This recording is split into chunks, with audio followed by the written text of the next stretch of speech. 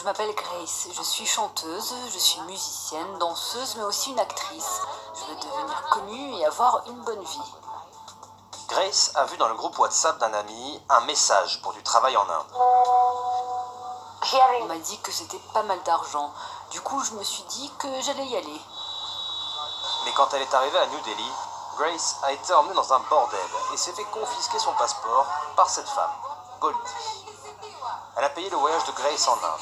Goldie a dit que Grace lui devait maintenant près de 4000 dollars américains, soit plus de 7 fois le coût réel d'un billet pour l'Inde. Il n'y avait donc qu'un seul moyen pour rembourser la dette.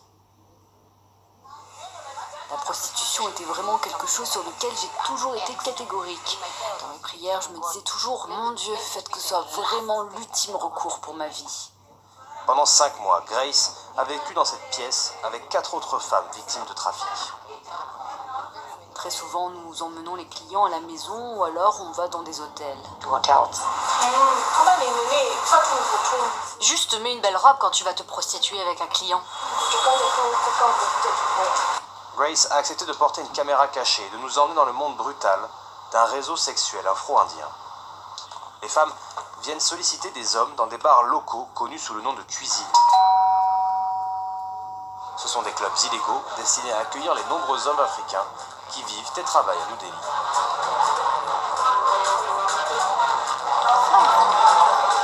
Grace a fait remarquer que l'homme qu'elle connaissait était au cœur du commerce du sexe dans sa région. Son nom est Eddie.